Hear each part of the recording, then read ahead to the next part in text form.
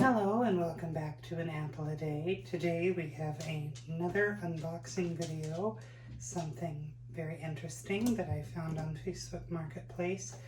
I know this box has eBay tape on it, but it is a in-state marketplace find. I guess this seller also sells on eBay and just used that tape. So today we have a unboxing of the Apple PowerBook 145.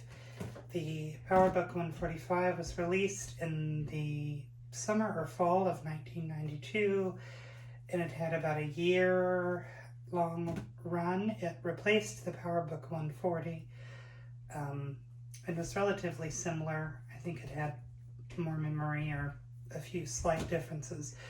There was also a PowerBook 145B that came out around this same time, and I'm not 100% sure what delineates the A from the B or what makes them that different, but I thought we would unbox this together. So this came all the way from Scottsville, Kentucky to me here in Berea, and the seller on Marketplace was really easy to deal with. He was selling these for $20 a piece. He had 3 of them, and I bought one, and then with shipping, I'm in it for about $50. So these are, or this one is untested because he did not have a power adapter, and I do have a power adapter. I just don't have it here at this house. So we won't be able to turn it on and test it today, but we can at least unbox it together.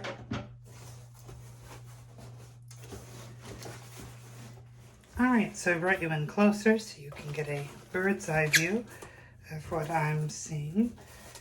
This is very nicely wrapped in bubble wrap, which is exactly what we like to see.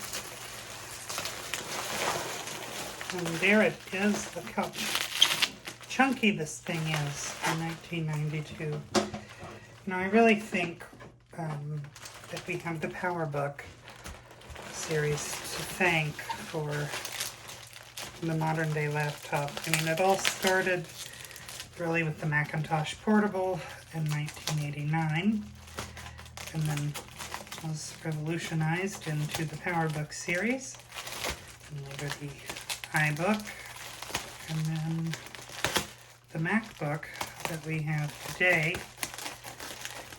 And it's been a interesting journey since 1989. I actually saw a Macintosh Portable for sale on Shop Goodwill the other day with its original carrying case, but I'm sure it will end up going for lots and lots of money. Set this down beside me so I can take a closer look. Slide it out of the bubble wrap. And here it is, the PowerBook 145. So it's gray in color, like a lot of the early PowerBooks from this era, and it is in the Snow White design language, which is why we have the vertical lines along the lid. The neat thing about these are the little feet that will allow you to prop them and put them at an angle for better typing. We also have the charging port there and a port door cover. The power button, I presume, and some Apple Desktop Bus ports, and a few other things there that actually aren't labeled. I assume those are audio jacks there. And then over here, it's a bit difficult. Oh, we have the rechargeable battery for Apple Macintosh PowerBook 140, 145, 160, 170, and 180. I don't believe this is the original battery for this, so someone must have actually used this and about a aftermarket replacement for it. I believe we've got some corrosion going on there. So, but that just snaps back into place. And over here you have a floppy drive and our latch. So let's take a look. It pops right open. Everything is in excellent shape here. Like I said, I don't know if it works, and unfortunately I don't have a way to test it here with me. But a little bit more about the PowerBook 145. I'm reading from everymac.com here.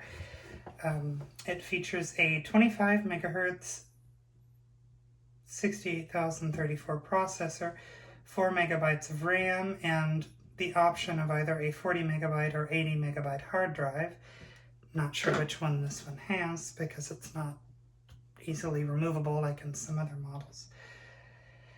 It also has a 1.44 megabyte floppy drive, which we've seen, and a 9.8 inch monochrome passive matrix display. And like this says, the PowerBook 145 is very similar to its predecessor, the PowerBook 140. However, the 145 had a faster processor and shipped with more RAM and larger hard drives by default, so it was a little bit more deluxe. It was released in August of 1992 and discontinued June 7th of 1993, so just shy of a year. It has a battery life originally of 2 to 3 hours, so not very long. However, it is, I think, remarkably lightweight for a laptop from 1992 in that it only weighs 6.8 pounds, which seems like a lot today, obviously, but, you know, I can hold this with one hand and it's not strenuous, so it's really not too much of a brick.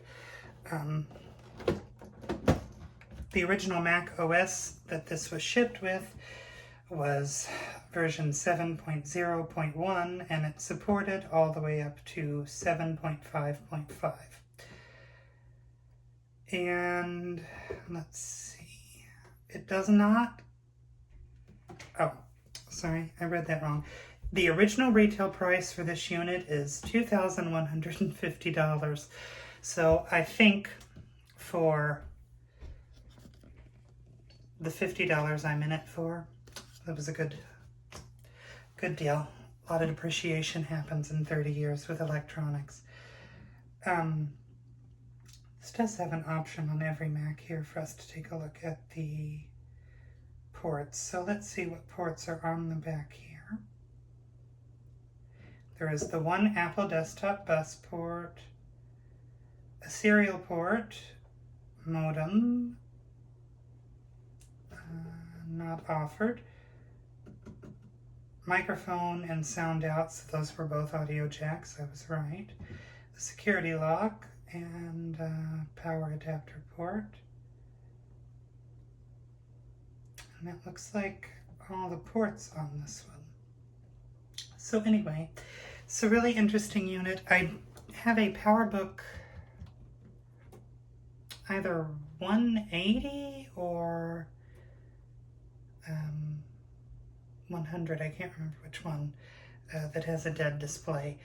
So this is the only other one that I now have in the form factor like this, that's similar to the original PowerBook. And I always have enjoyed the little trackballs on the PowerBooks, the original PowerBooks. Has nice clicking sounds, and a nice crisp keyboard. But I thought for the money I would take the opportunity to buy this and add it to my collection. It is a little bit dirty, so I'll clean it up. And when I have the opportunity to get the power adapter for it, I'll plug it in and see if it works. Until then, thanks for watching, an apple a day, and I'll see you next time.